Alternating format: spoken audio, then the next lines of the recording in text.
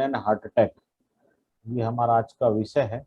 और एक चीज हमें बताइए कि आजकल बहुत से ज्यादा हार्ट अटैक की घटनाएं सुनने में आ रही हैं। तो कोविड-19 से कुछ रिलेशन है इसका, इस हार्ट अटैक का? ये क्यों आ रही है इतना? Mhm. Yeah, definitely. Thank you, Pankaj ji. So let us dive into the topic now. तो जैसा कि आपने प्रश्न किया है कि क्या हार्ट अटैक और कोरोना वायरस का कोई आपस में कनेक्शन है या लोगों का ऐसा परसेप्शन है, तो उस चीज़ को इस्टेब्लिश करने के लिए मैं कुछ स्टैटिक्स के थ्रू जाना चाहूँगा आपके साथ में, जहाँ पर के लोगों ने इन दोनों चीज़ों को स्टडी करने के बाद में एक को रिलेशन ड्रॉ किया है, जो कि क्लियरली ये इस्टेब्लिश करता है कि yes, there is a connection of covid corona infection with the heart attack. तो सबसे पहले हम देखते हैं कि जो चाइना के अंदर स्टडी किया गया, तो वहाँ पर जो कार्डियोवास्कुलर डिजीज था, उनके अंदर जो फैटिलिटी रेट था वो 10.5% था। यानी कि जितने भी पेशेंट जिनको कोरोना का इन्फेक्शन हुआ था और पहले से उनको प्री एग्जिस्टिंग कोई कार्डियोवास्कुलर डिजीज थी, तो उनका जो मोर्टेलिटी रेट है वो करीब करीब 10.5% के आसपास था। उसी स्टडी में ये भी देखा गया कि जो मरीज हाइपरटेंशन के थे, जिनको के ब्लड प्रेशर का इशू था, ऐसे लोगों का परसेंटेज 6% था। यानी कि यदि हम टोटल कार्डियोवास्कुलर को together with the hypertension, we can say the fatality rate is close to 16 to 17%, जो कि बहुत ही स्केरी और बहुत ही एक हाई मोर्टेलिटी नंबर है कि 17% लोग जिनको के हार्ट का इशू है और उनको यदि कोविड भी हो जाता है, तो there are chances that the 17% may not survive. That can happen. So it's a scary situation. And then so that is the one of the study. Then the another study that is done in Italy, and this Italy and China study both are the peer reviewed study, so there is a no ambiguity around them. तो जो Italy में जो study किया गया वो करीब 355 patient के ऊपर किया गया, और उन 355 पेशेंट के अंदर देखा गया कि जिन लोगों की डेथ हुई, उनके अंदर जो हाइपरटेंशन के जो मरीज थे वो 76% थे, और जिन लोगों को इसमें इस्केमिक हार्ट डिजीज था, ऐसे लोग थे 33%। तो आपको यहाँ पे ये एक बात ध्यान में रखनी पड़ेगी कि इटली के अंदर सेकंड ओल्डेस्ट पॉपुलेशन है। वहाँ पर जो एज ग्रुप है वो that is the old age compare to rest of the world, they come second. तो इस्केमिक जो हार्ट डिजीज है वो 33% था। तो इस तरीके से देखा जाए तो एक बहुत बड़ा नंबर बन जाता है जो कि हार्ट डिजीज को कोरोना के साथ में अ, जो है वो कोरिलेट करता है। तीसरी जो स्टडी है जिसको कि हम जो कि स्टडी न्यूयॉर्क ने पब्लिश किया, जिसको कि रिट्रोस्पेक्टिव स्टडी बोलेंगे। जो रिट्रोस्पेक्टिव स्टडी है उसमें क्या रहता है कि they look back means like कि उन लोगों के पास में डेटा है कि वो देख सकते हैं कि ये आदमी का डेथ हुआ है, तो ये जो बंदा है इसको किस किस तरीके का पहले प्रॉब्लम रहा है, because they have the data, they can look back. So that's why we call it as a retrospective study. तो उस रिट्रोस्पेक्टिव स्टडी में देयर सैंपल वाज 5700 पेशेंट्स। तो 5700 पेशेंट्स में जिनका के जो मीडियन एज है, तो मीडियन एज था उनका 63। ठीक है ना। उनके अंदर जो हाइपरटेंशन के जो मोर्टेलिटी था, जिनको के हाइपरटेंशन था, वो था 56.6%। अनदर थिंग इज कि ओबेसिटी को किसी दूसरे कंट्री ने रिपोर्ट नहीं किया, लेकिन जैसे आपको पता है कि अमेरिका के अंदर ओबेसिटी भी इज ऑल्सो ए इशू। तो वहां पर ओबेसिटी को भी जब कनेक्ट करके देखा, तो obesity is also having a 41.7% mortality or fatality rate. Then they tracked down the diabetes also. Diabetes came 33.8%. Generally जो मोर्टलिटी का जो रेट था वो 18 साल से लेकर के 65 साल की एज में जो मोर्टलिटी थी that was 76.4%. So now you can understand that what kind of a astronomical mortality rate number we are talking about. जिन लोगों का एज 65 या 65 से ज्यादा था उनका जो मोर्टलिटी रेट था that was 97.2%. So now you can understand the gravity of this particular situation, which is clearly established that yes, there is a direct correlation of COVID and the cardiovascular disease, especially the patient who are living with that pre-existing condition. Another point that I can make over here is that whether there are more chances to get COVID infection for such kind of a people, the answer is no. Whatever the chances to get to the normal person or a pre-existing disease kind of a person are same. The only thing is that the recovery can be difficult. Okay, recovery can be different for the both kind of patient. But this study is a kind of a like a eye opener, especially for the clinicians, for the cardiologist, as well as it will shed some light that how the pre-existing disease condition like a cardiovascular disease patient can take care of them, and they need to be careful when they catch such kind of infection. You are mute, sir. Doctor साहब ये तो काफी चिंताजनक बात है। और corona में जैसे इम्यूनिटी भी डाउन हो जाती है। और मैं आपको बताऊं इंडिया में डायबिटीज पेशेंट बहुत ज़्यादा हैं, ब्लड प्रेशर के पेशेंट बहुत जाते हैं, कोमॉर्बिडिटी की बात है। और हार्ट अटैक के पेशेंट्स उससे थोड़ा कम है, लेकिन हार्ट के पेशेंट, सॉरी हार्ट अटैक नहीं, हार्ट के पेशेंट उससे बड़ा कम है। उनको कितना चिंता करने की बात है अगर हो जाए तो। आपके जो परसेंटेज आपने बताए हो काफी स्कैरी परसेंटेज है, लेकिन इंडिया के कंटेक्स्ट में अगर कोई हार्ट का पेशेंट है, जैसे उसने स्टंट लगवाया हुआ है या वो ऑलरेडी जो है उसने ओपन हार्ट सर्जरी करवाया हुआ है, अगर ये दोनों नहीं है तो कुछ प्री स्टंट या प्री हार्ट सर्जरी कुछ मेडिकेशन पे है, कुछ लोग सालों साल जो है हार्ट की दवाई लेते रहते हैं। ये 3 तरह के जो प्रकार हैं उनको कितना डरने की जरूरत है अगर कोरोना हो जाए, क्योंकि आपके जो परसेंटेज है वो काफी डरावने वाले हैं। See, statics are always depressing. Okay, if somebody like really focusing on the statics, it is always depressing. But at the same time, it allows us to prepare ourselves. Okay, कि हमको किस तरीके की सजगता और सतर्कता रखनी है अपने हेल्थ के बारे में। तो इनसे डरने का जरूरत नहीं है, इनसे सावधान होने का जरूरत है कि अगर ये हमको पता है कि हम किसी न किसी प्रकार से एक कार्डियोवास्कुलर डिजीज से ग्रसित हैं, और यदि ऐसे व्यक्ति को यदि कोरोना हो जाता है तो उसको विशेष करके इस बात का ध्यान रखना है कि एक तो वो अपने डॉक्टर के संपर्क में रहे और कोशिश करे कि जो उचित समय पर उसको उचित सलाह जो है उसके क्लिनिशियन के द्वारा मिल सके। और ऐसे व्यक्ति थोड़ा सा, वैसे तो सावधान सबको रहने का जरूरत है, लेकिन ये व्यक्ति थोड़ा और भी ज़्यादा सावधान रहें कि कोविड एप्रोप्रिएट बिहेवियर का फॉलो करें, प्रॉपर डबल मास्क यूज करें, अननेसेसरी जरूरत नहीं है तो अपने आप को क्राउड में एक्सपोज ना करें, तो दे कैन मिनिमाइज दो chances. But if unfortunately they caught up in that situation, they need to consult with the doctor that I am having this particular disease. Okay, now I am getting those symptoms. Okay, what I can do going forward to overcome of that.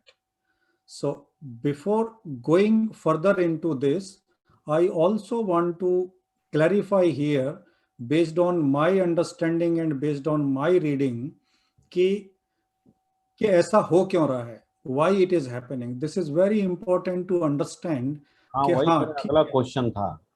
अभी तो okay, data sorry, analysis, यही right. मेरा सो अगला question था कि हमने data analysis कर लिया, ये परसेंटेज निकाल लिया और हमें ये पता चल गया कि हमें बचना चाहिए, लेकिन कोविड 19 के कारण शरीर में ऐसा क्या होता है जिसके कारण हार्ट अटैक आ जाता है? तो वो क्या कारण है, मतलब एक साइंटिफिक या बायोलॉजिकल रीजन क्या होता है, क्या बायोलॉजिकल चेंजेज आते हैं? जी, तो इसमें हम खास करके क्या देखते हैं कि so let us keep that statics in mind, okay, and then let us discuss in a very simple manner that what could be the mechanism for the cardiovascular damage that is happening. Okay, so let us stay with me on this particular topic. So as you know that there are two kind of enzymes. Okay, when two kind of enzymes, we can say ACE1 और ACE2. अब इनमें से ACE2 के बारे में ज्यादातर लोगों को पता है, क्योंकि ACE2 जो है वो हमारे यानी होस्ट के पास में होता है, और जो वायरस, जो कोरोना वायरस है, उसके पास में स्पाइक प्रोटीन रहता है। तो जो स्पाइक प्रोटीन है वो जाकर के ACE2 एंजाइम या रिसेप्टर के साथ में बाइंड करती है। That's how the it get in our body and start replicating. ठीक है ना। तो अब जब तक अगर मान लीजिए कि हमारी बॉडी में ACE2 होता ही नहीं तो शायद वायरस का इन्फेक्शन ही नहीं होता। अब हमको देखना ये पड़ेगा कि ऐसी कंडीशन में क्या होता है कि जब वायरस हमारे अंदर आता है तो जो ACE1 एंजाइम है और ACE2 एंजाइम है ये डिसरेगुलेट हो जाते हैं।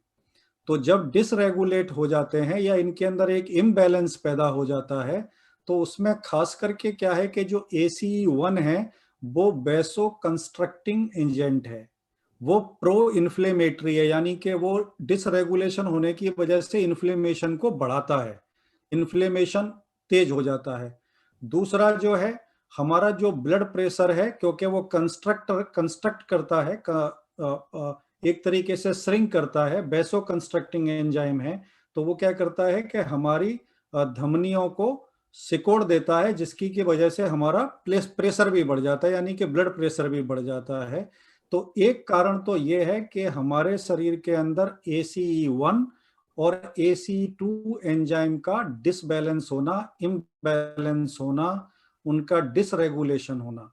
और जो ACE2 जो रिसेप्टर है, जो ACE2 एंजाइम है, वो एंटी इन्फ्लेमेटरी है, यानी कि दिस इज गुड, है ना, और ये बेसोडाइलेटर है। लेकिन होता क्या है कि ये ACE2 एंजाइम पर जाकर के वायरस जो है वहां पर अटैच हो गया। सो नाउ द ACE2 के जो गुड प्रॉपर्टीज थे, यानी कि ये एंटी इन्फ्लेमेटरी था और ये बेसोडाइलेटर था, तो ये मेंटेन रखता था हमारे ब्लड प्रेशर को, हमारे अंदर इन्फ्लेमेशन ना हो। लेकिन जब इनका ऐसी स्थिति बन गई जिस जो कि हमारे हार्ट को किसी ना किसी प्रकार से डैमेज कर सकती है। तो ये तो है एक मैकेनिज्म है, क्या है, ठीक है ना, that can be proven beyond doubt.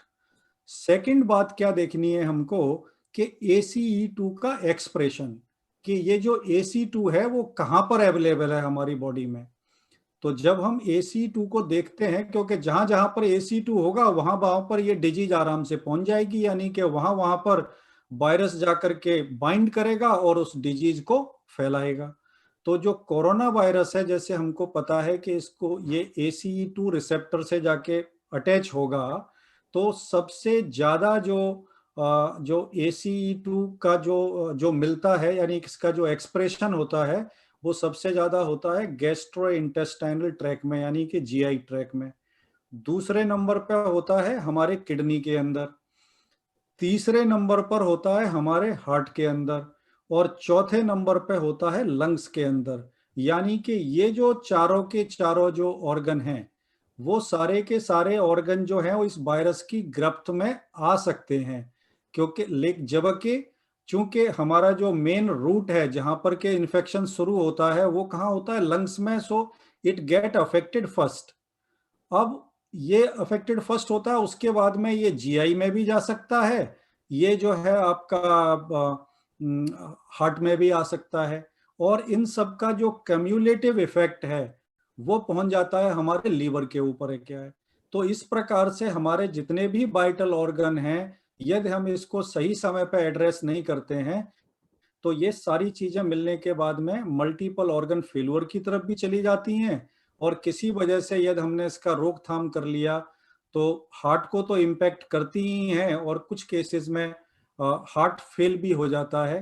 तो इस तरीके से जो है ये पूरी तरीके से हार्ट को डैमेज करती है। डॉक्टर साहब, हाँ, हाँ बोलिए बोलिए, कुछ आप बोल रहे थे। ये तो दूसरी बात हो गई कि ये क्यों हो रहा है।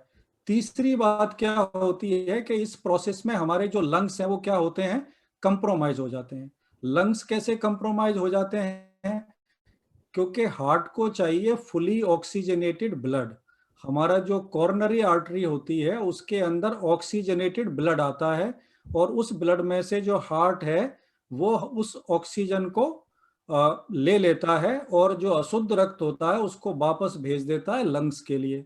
अब क्या हो रहा है कि जब हमारे ऑलरेडी लंग्स जो हैं वो किसी तरह से सिक हो चुके हैं, लंग्स हमारे इन्वॉल्व हो चुके हैं, they can not send this much required oxygen. तो ऑक्सीजन की डिमांड बढ़ रही है लेकिन ऑक्सीजन उतना प्रोड्यूस नहीं हो रहा है। तो उस बेस में क्या होगा कि there is a stress on the heart, there is a reduced availability of oxygen. तो जब हार्ट के ऊपर स्ट्रेस आएगा, because lung is not providing the enough oxygen, that is the also reason that there is a heart failure.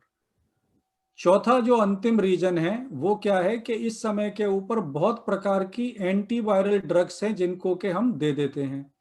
तो जो antiviral drugs हैं generally वो अर्देमिया अर्देमिया create करती हैं, बहुत सारे हार्ट कंडीशन को प्रेसिपिटेट भी कर सकती हैं, और जिनको पहले से कोई अगर हार्ट का प्रॉब्लम है तो उस प्री एग्जिस्टिंग डिजीज को ये एग्रीवेट करके हार्ट फेल्यूर की तरफ ले जा सकती हैं। तो कुल मिलाकर के ये 4 पॉसिबल वेज हैं जिनके के थ्रू हम ये कह सकते हैं कि how that heart attack is happening when that kind of a person come in contact or in touch or get infected by the coronavirus itself.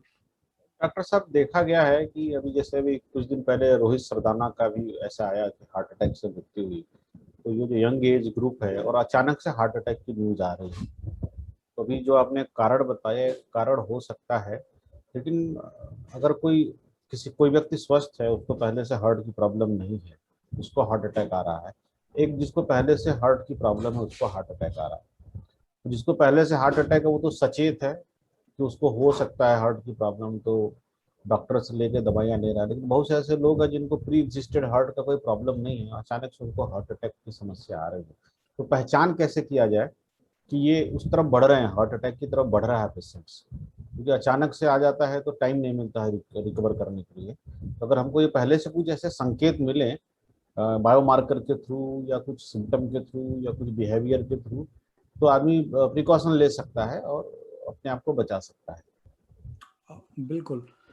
तो सबसे मेन चीज है कि जैसे मैंने बोला कि ये 4 प्रोसेस हैं जो कि इंडिकेट करती हैं कि हार्ट फेल्यूर क्यों हो रहा है, ठीक है ना। अब ये जो 4 जो प्रोसेस हैं इनका हम देखते हैं कि इनका आउटकम क्या होता है, कि मतलब ये किस तरीके से इस डिजीज की तरफ प्रोग्रेस करती हैं, ठीक है ना। दूसरा आपका जो क्वेश्चन है कि जिसको के प्री एग्जिस्टिंग हार्ट कंडीशन नहीं है, क्या उसको भी हार्ट अटैक हो सकता है? जो कि जिसको पहले से हार्ट कंडीशन है वो तो सचेत रहेगा इस बारे में, क्या है। तो इन दोनों चीजों को हम क्या देखते हैं कि जैसा मैंने बोला कि जैसे ही आपका ऑक्सीजन अगर आपकी बॉडी में प्रॉपर मात्रा में नहीं होगा, तो यानी कि आपको लंग्स के सिचुएशन पे ही पता चल जाएगा, ठीक है ना, कि जब आपका ऑक्सीजन लेवल डाउन जा रहा है, it means if you don't control it over there, it can impact or it can damage your heart. और जब भी हार्ट का डैमेज होता है तो उसके लिए सिंपल मार्कर है जिसको कि हम टोपोनिन बोलते हैं। तो हाई सेंसिटिविटी टोपोनिन लेवल को चेक किया जा सकता है, जो कि जब डीजनरेट होना शुरू होते हैं हार्ट के, तो generally it comes out from that and it can be measured. दूसरी जो चीज है, तो हमको ये तो समझ में आ गया कि एक तो ACE2 का डिसरेगुलेशन है। दूसरा इन लोगों में क्या होता है कि एक्यूट कॉर्नरी सिंड्रोम, यानी कि जो वायरस जो है वो एक्यूट कॉर्नरी सिंड्रोम को ट्रिगर कर सकता है। कैसे ट्रिगर कर सकता है? कि जो कॉर्नरी वेसल है उनको डैमेज कर सकता है। दूसरी बात है कि जो लंग डैमेज हो रहा है उसकी वजह से हिपोक्सीमिया की कंडीशन बन रही है, यानी कि ऑक्सीजन ड्रॉप हो रहा है। That can also aggravate it further. उसकी वजह से क्या होगा कि मायोकार्डियटिस हो सकता है। और जो साइटोकाइन स्टॉर्म है that can also do the cardiac muscle injury कर सकता है। दूसरा जो प्राइमरी इफेक्ट है वो जनरली यंग लोगों में होता है। और प्राइमरी इफेक्ट में क्या होता है कि जनरली जो वायरस है वो खुद जो है क्या है, हमारे हार्ट मसल को डैमेज कर रहा है, क्योंकि वहां पर भी ACE2 रिसेप्टर है, यानी कि वो डायरेक्टली डैमेज कर रहा है। तो यदि हम हार्ट के बारे में जाने तो ये हार्ट है, और हार्ट के साथ में क्या है कि हार्ट का टिश्यू है। टिश्यू के अंदर क्या है, मायोकार्डियम जो लेयर है जिसने उसको पूरा ब्लॉक किया हुआ है। फिर थैलेनुमा आकार का तीसरी लेयर होती है जिसको कि हम पेरिकार्डियम कहते हैं। तो जो मायोकार्डियम है जनरली यंग लोगों के अंदर वायरस डायरेक्टली उस पर अटैक करके और उसको डिस्टर्ब कर सकता है, उसको डैमेज कर सकता है, जिसकी वजह से भी ये जो है हार्ट डिजीज या हार्ट डैमेज की सिचुएशन में जा सकता है, जो कि खास करके यंग लोगों में देखा गया है। जो ओल्ड लोग हैं, ओल्ड लोगों के अंदर होता है वो डैमेज जो होता है वो साइटोकाइन स्टॉर्म से होता है, जिनके के अंदर डायरेक्ट कार्डियक मसल को ही डैमेज देखने को मिला है। तो काफी पोस्टमार्टम के बाद में जिन लोगों का बिसरा कलेक्ट किया गया, उनका बिसरा कलेक्ट करने के बाद में जब उनको स्टडी किया है तो there is a clear differentiation कि जो एज्ड पॉपुलेशन है, जो ओल्ड पॉपुलेशन है, उनके अंदर जो डैमेज है वो साइटोकाइन स्टॉर्म, यानी कि it is more directed to the inflammatory change. और लेकिन जो यंग लोगों के अंदर अगर हार्ट अटैक का सिचुएशन बन रहा है that is because their myocardium is getting damaged by the corona virus itself. और अंतिम जो इसके अंदर कारण है जिसको हम कह सकते हैं एक्यूट कोरोनरी सिंड्रोम, जो कि हाइपर कोएगुलेबिलिटी यानी कि ब्लड क्लॉटिंग की वजह से भी हो सकता है, चाहे वो यंग पर्सन हो चाहे वो ओल्ड पर्सन हो। But this all comes together in towards the heart failure. Blood clotting की जैसे बात किया तो ऐसा पता चल रहा है कि कोरोना में भी ब्लड क्लॉटिंग हो जाता है। इससे जनरली देखा गया है कि डॉक्टर जो ब्लड थिनर भी दे देते हैं कोरोना की दवाई के साथ, चाहे वो हार्ट का पेशेंट नहीं है तो भी ब्लड थिनर का इस्तेमाल करते हैं। तो कहाँ तक उचित है ब्लड थिनर देना, और क्या इससे हार्ट अटैक को बचाया जा सकता है? हाँ, तो यह है कि काफ़ी सारे स्टडी ऐसे हुए हैं, हालांकि पोस्टमार्टम भी बहुत सारे इटली के अंदर हुए हैं जिनके अंदर देखा गया है कि जब उनके खास करके लंग्स को जब उनको जो है उनका डाइसेक्शन किया गया तो उनके अंदर जो है काफ़ी सारी जो वेन्स हैं और काफ़ी सारे जो एयर सैक्स हैं वो एक तरीके के सॉलिडिफाई मिले। और उनके अंदर जो वेन्स हैं उनके अंदर खून जो है क्या है वो डायरेक्ट जो ब्लड है वो उसके थक्के जमे हुए मिले। तो कहने का मतलब ये है कि ब्लड थिनर जो है जब भी थ्रोम्बो इन्फ्लेमेशन जब शुरू हो जाता है तो थ्रोम्बो इन्फ्लेमेशन को डॉक्टर जो है डिटेक्ट करने के बाद में उनको ब्लड थिनर दिए जा सकते हैं। लेकिन यहाँ पर मैं एक ही चीज़ एडवाइज करूँगा कि जब भी ब्लड थिनर दिए जाएं तो उस पेशेंट का जो ब्लड क्लॉटिंग जो टेस्ट है वो कर लिया जाए, कि ऐसा ना हो कि उसका ब्लड क्लॉटिंग फैक्टर पहले से ही ज़्यादा हो या पहले से ब्लड क्लॉटिंग फैक्टर उसका बहुत कम हो। और उसको यदि हम ब्लड थिनर भी दे देते हैं साथ में तो कई जगह के ऊपर इंटरनल ऑर्गन ब्लीडिंग हो सकता है, चाहे वो जीआई ट्रैक में हो, चाहे वो ब्रेन में हो, चाहे किसी और जगह में हो। So there can be a muscular damage because of the blood thinner if that person is not having a very good blood clotting profile, so they can blood clotting का फैक्टर देखने के लिए बात करें तो क्या प्लेटलेट काउंट देखने की बात कर रहे हैं, अदर देन प्लेटलेट काउंट और भी? platelet is also a one way to look at it, but you can just like a prick the blood and you wait for some time and you see that okay कि कितने time के अंदर ये clot form हो रहा है। so that they call as a BTCT test।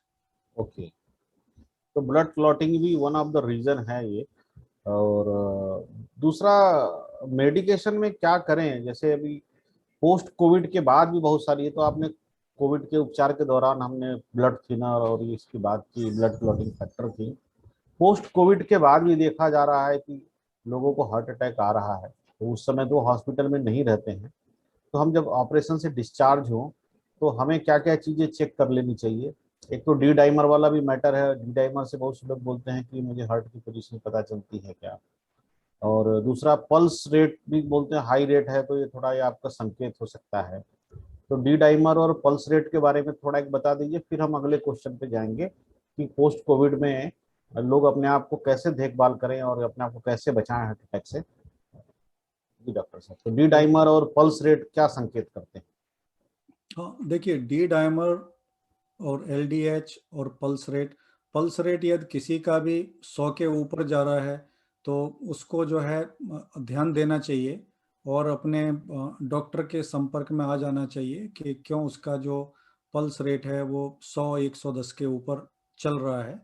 तो एक तो ये बात ध्यान में देने वाली है, तो जैसे ही ये इंडिकेशन आता है तो it can be taken care.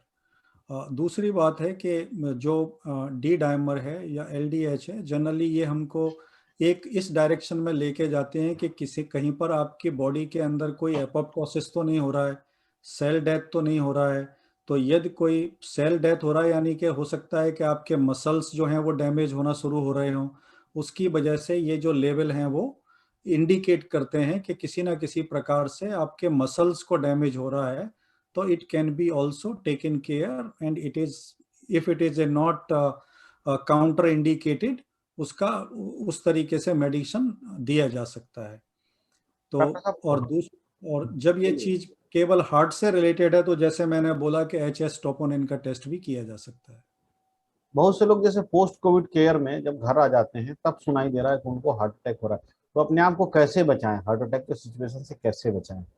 During the इलाज तो डॉक्टर के संपर्क में रहते हैं तो डॉक्टर कैन मॉनिटर, पर जो डॉक्टर साथ में नहीं रहता, घर में अकेले रहते हैं, और वो अपने आप को कैसे, उनको संकेत कैसे मिले कि ऐसा होने जा रहा है और वो अपने आप को कैसे बचाए?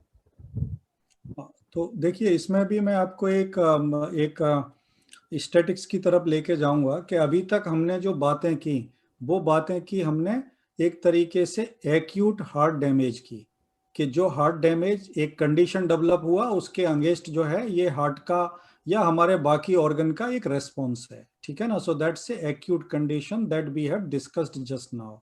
अभी हम बात कर रहे हैं क्रोनिक डैमेज की।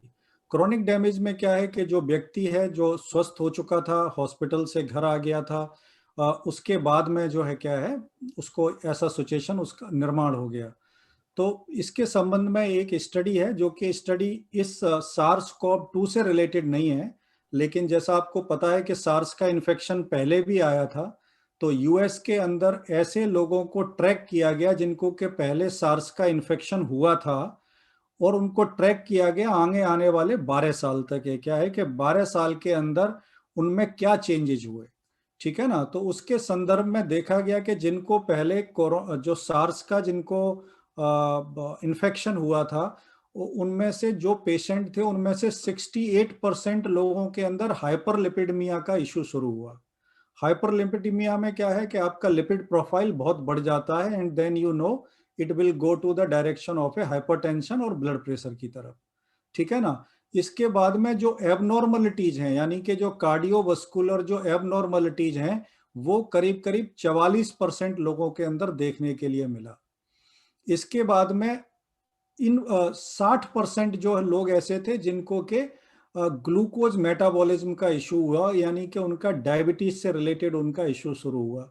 तो कहने का मतलब क्या है कि जिस व्यक्ति को कोरोना का इन्फेक्शन हुआ है, जिनको प्री एग्जिस्टिंग कंडीशन है वो तो सचेत और सतर्क रहेंगे ही शुरू से, है क्या है जो इससे रिकवर भी हो गए हैं वो कम से कम अपना चेकअप एक नियमित समय पर निर्धारित कर लें, जिनके के अंदर उनकी लिपिड प्रोफाइल के ऊपर नजर रखी जा सके, उनके ग्लूकोज मेटाबॉलिज्म के ऊपर ध्यान रखा जा सके, और किसी भी प्रकार की अगर कार्डियोवास्कुलर एबनॉर्मलिटी कोई अगर किसी तरह से प्रकट हो रही है तो उसको भी ट्रैक डाउन करके उचित समय पर उनका इलाज किया जा सके। एक बार हॉस्पिटल से घर आने का मतलब ये नहीं है कि अब आपकी छुट्टी हो गई, you need to you need to watch that how things are happening within you. You are mute again. Thank you doctor साहब। ये बुलेटिन का जो है लास्ट सेक्शन है, क्योंकि हमने 30 मिनट का ही बुलेटिन रखा है और हमें लगता है कि हमने इस विषय पे सबको प्रॉपर सचेत कर दिया है। लास्ट में अगर हमसे कोई क्वेश्चन छूट जाए जो आप बताना चाहते हो इस विषय पे, तो आप बताएं ताकि लोगों को इसकी जानकारी पहुंचे और इस चीज को रोका जा सके, हार्ट अटैक को रोका जा सके। क्योंकि आपने जैसे बोला कि कोरोना कोरोना सिर्फ एक वायरस है, बीमारी नहीं है। ये वायरस आता है और शरीर में धमाल मचा देता है और हमारे सारे बहुत सारे वाइटल अंगों को डिस्टर्ब कर देता है, और उसमें से एक हार्ट है। तो बहुत से लोगों को लगता है कोरोना एक बीमारी है तो कोरोना का इलाज हो रहा है, तो कोरोना का इलाज नहीं होता है। वो जहां जहां डैमेज करता है उस चीज का इलाज होता है। उस तरह से आज हमने हार्ट का सब्जेक्ट लिया कि हार्ट को डैमेज कोरोना अगर करता है तो कैसे करता है, क्या कारण है। तो अंत में और कोई प्रश्न ऐसा छूट गया जो आप लगता है कि पब्लिक को बताना चाहिए ताकि वो अवेयर हो सके, तो आप उसे बताइए।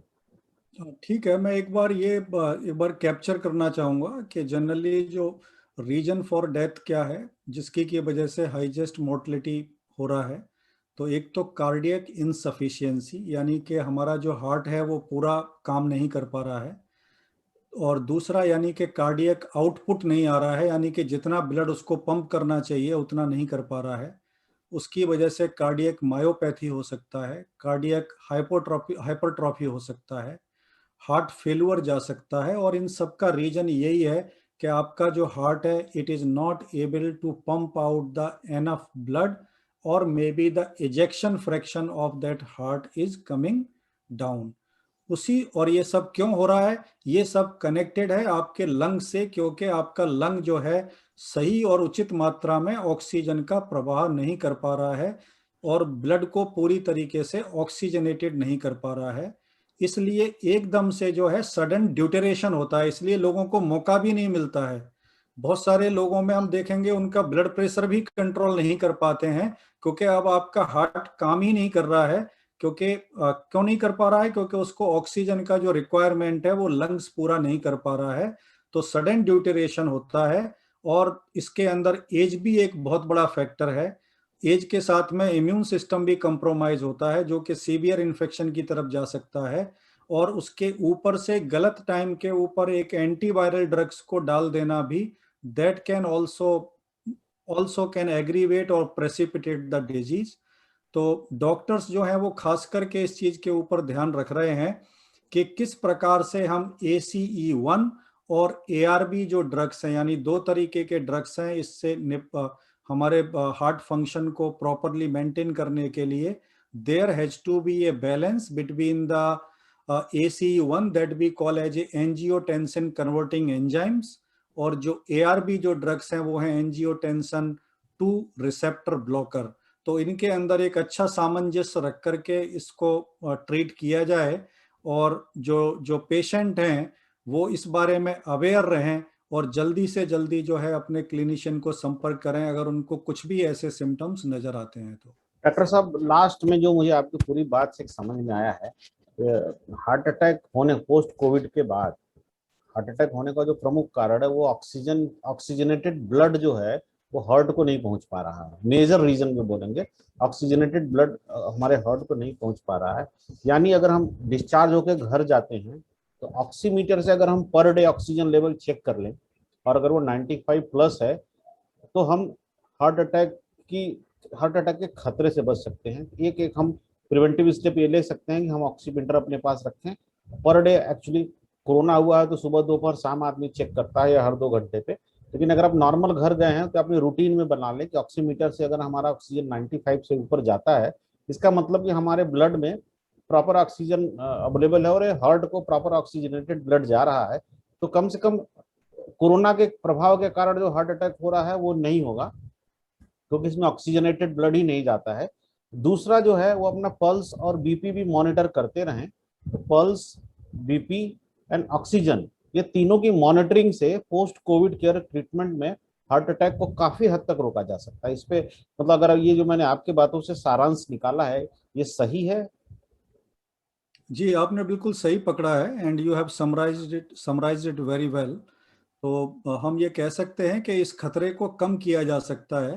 तो मैं लोगों को यही एडवाइस करूंगा कि कम से कम 3 महीने से लेके 9 महीने तक वो जो आपने पल्स ऑक्सीमीटर का बात किया, जो ऑक्सीमीटर का बात किया आपने, तो यदि वो अपना इस तरह से चार्ट अगर एक मेंटेन रखेंगे तो कभी भी जब जिस दिन उनको पहला सिम्टम्स भी अगर ऐसा आएगा तो they will have enough time to overcome of that particular situation and they will may not end up into the hospital again.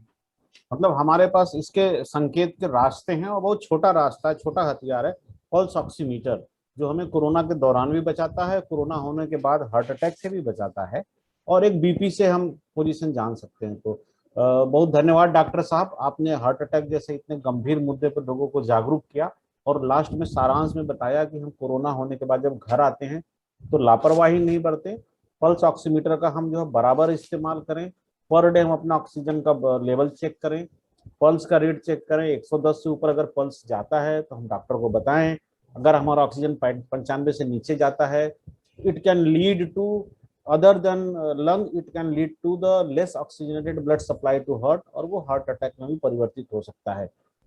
तो ये सिर्फ एक छोटी सी डिवाइस, 1000 रुपीज की डिवाइस से वो अपने जीवन को बचा सकते हैं। तो बहुत बहुत धन्यवाद। और आज का विषय हार्ट अटैक था, अगला विषय जो हम बुलेटिन में लेके आएंगे तो हम डायबिटीज के जो लोग हैं उनको हम कैसे कोरोना के दुष्प्रभाव से बचा सकते हैं, या ब्लड प्रेशर के मरीज हैं उनको कैसे हम इस दुष्प्रभाव से बचा सकते हैं, इस पर चर्चा करें। थैंक यू डॉक्टर साहब। Thank you very much Pankaj ji, thanks a lot.